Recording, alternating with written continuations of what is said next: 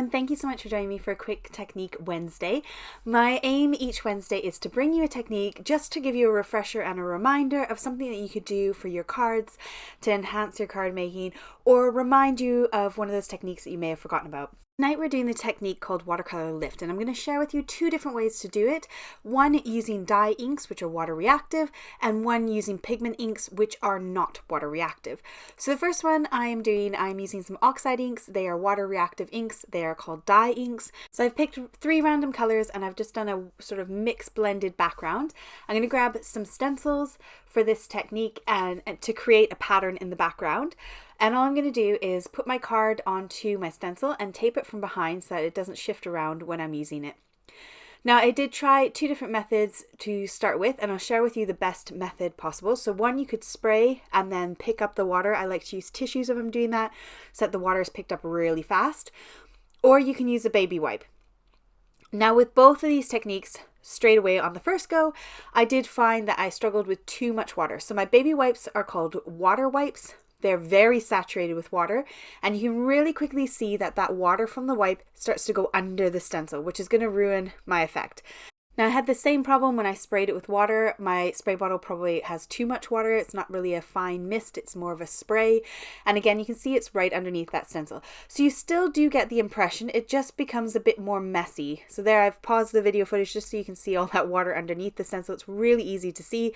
When I lift it, you can see the pooling of water, but you do get the image. It is still there. So if those are the only 2 options you have, that can work. But if you get rid of as much moisture as you possibly can, you will get the best results. So I'm taking a scrap piece of cloth and just kind of absorbing some of that moisture out of my baby wipe. So I'm sticking my baby wipe in it and giving it a good firm squeeze until my baby wipe feels just ever so slightly damp. I do not want lots of moisture because I want to rub some of that color off the background. You could just give it a fine mist and leave it, and the oxides will react. But if you have a dye ink that's not an oxide, then this is a nice easy option to lift that color and get a really nice, beautiful sort of washed look underneath where the color used to be. So you can see here, I've got no moisture going underneath the stencil. When I lift the stencil, I've got a very clear area of where I lifted that color. Now, let's say you don't have dye inks, or the colors you want are in your pigment inks. So I have these Versafine Clair inks. These are permanent pigment inks, so they are not water reactive. And I'm going to show you the technique you can use to get the same look as the Watercolor Lift, but using inks that don't react to water. So I'm going to do the exact same thing I did on the first panel, and I am going to ink blend some color into my background. These ones are a bit trickier to ink blend with. I find they stick to the paper really nicely, and then they don't really want to shift and blend into each other. But it doesn't matter because we're going to use the stencil over top, so it kind of puts that pattern in for you. Now, I always keep alcohol on my desk. I have Isopropyl Alcohol or rubbing alcohol, and I like to buy these stronger stuff. So most drugstores will have about 70%. I'm sure that would probably still work, but I like the stuff that is like 90 to 99%.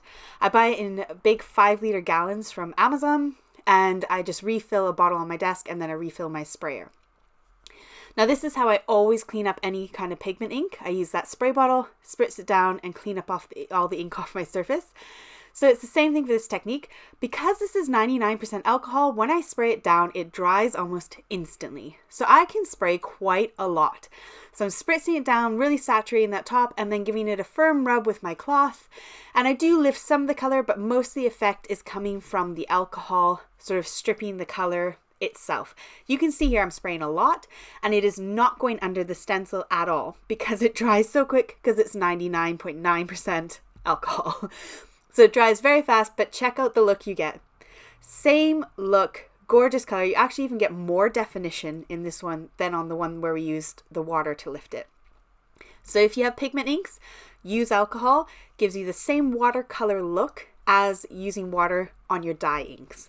Really fun and easy. Now, if you don't have either of those or you can't be bothered to faff with that, you can always come in with a white ink. And if I'm going to use white, then I like to use a pigment ink. because it's really quite thick and saturating.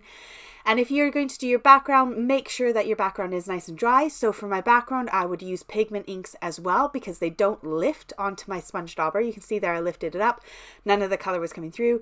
If I had Oxide inks down, you probably get some Oxide going onto that sponge and then you may transfer it into your white ink pad.